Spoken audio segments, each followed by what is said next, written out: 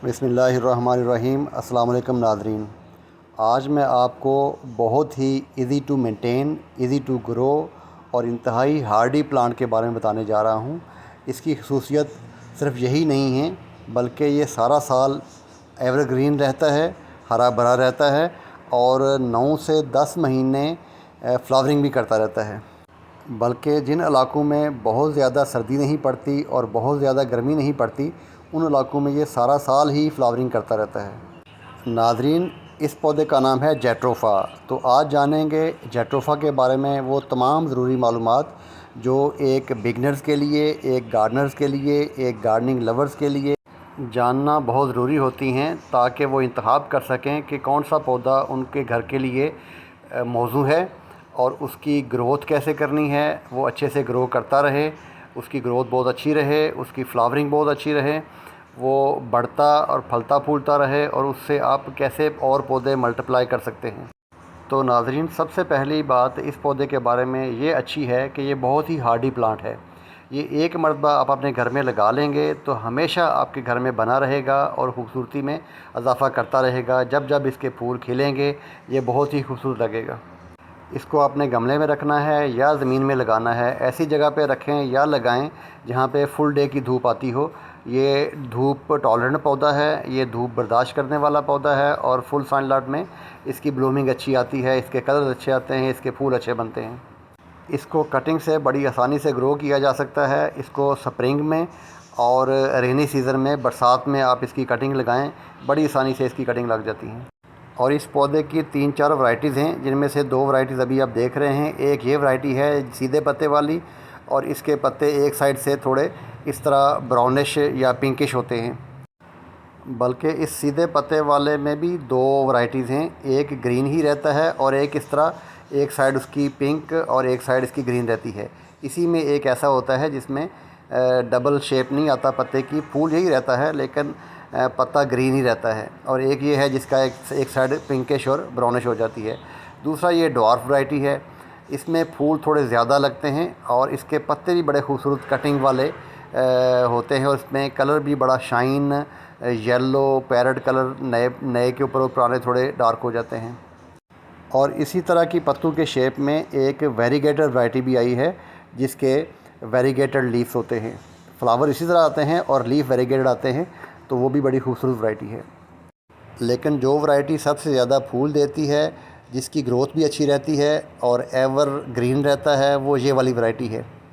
अच्छा, इसकी प्रूनिंग की बात कर ली जाए तो जो ही स्प्रिंग सीज़न शुरू होता है, फेब एंड या मार्च स्टार्ट होता है, इसके छोटे छोटे नए लीफ आना शुरू हों, उसी वक्त इसकी प्रूनिंग कर लें और उसी की कटिंग आप लगा भी लें ज़मीन में। तो प्रूनिंग करने से पौधा आपका जो पहले वाला है वो बुशी हो जाएगा और कटिंग जो यूज़ करेंगे उससे नए पौधे आपके बन जाएंगे। वाटरिंग की बात कर ली जाए तो चूँकि ये इजी टू ग्रो पौधा है, लो मेंटेनेंस पौधा है, तो पानी कम हो जाए, ज़्यादा हो जाए, कोई डरने की बात नहीं है, कोई इशू नहीं है। ये पौधा हार्डी है, इसे कुछ नहीं होगा।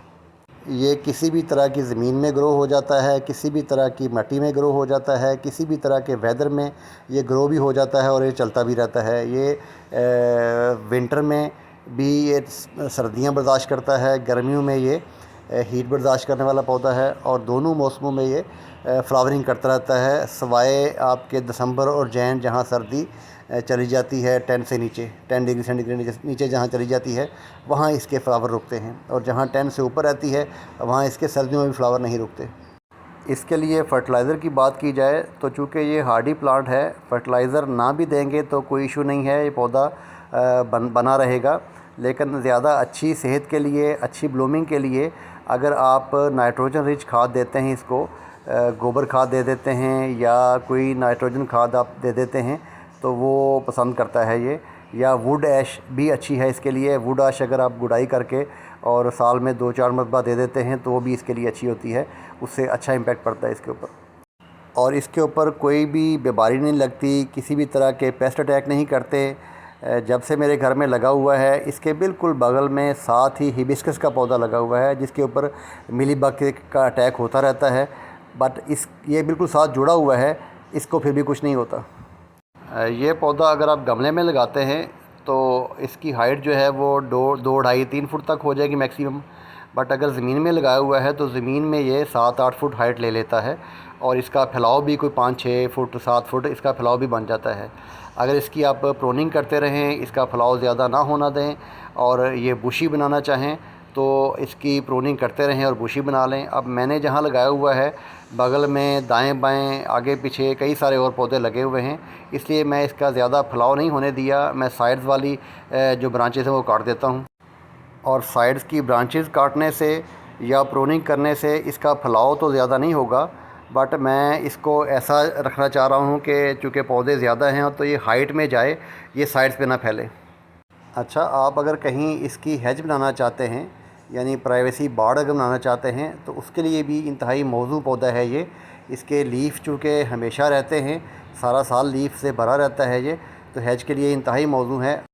ये पौधे अगर कहीं राहदारी में यानी पेवर्स पे लगे हुए हैं साथ साथ बहुत ज़्यादा, तो इसके ये छोटे छोटे नन्हे मुन्ने फूल गिरते रहते हैं और नए आते रहते हैं, तो नीचे वो राहदारी भी बड़ी ज़्यादा अच्छी खूबसूरत बनी होती है। जी, तो दोस्तों, बहनों और भाइयों, अगर ये पौधा आपके घर में है फिर तो बहुत अच्छी बात है, और अगर नहीं है तो ज़रूर ऐड कीजिए, आप को मायूसी नहीं होगी। और इसी के साथ ही मुझे दीजिए इजाज़त। अल्लाह आप सबका हामी नासर हो। मिलते हैं फिर किसी नई वीडियो में, तब तक के लिए अल्लाह हाफ़िज़।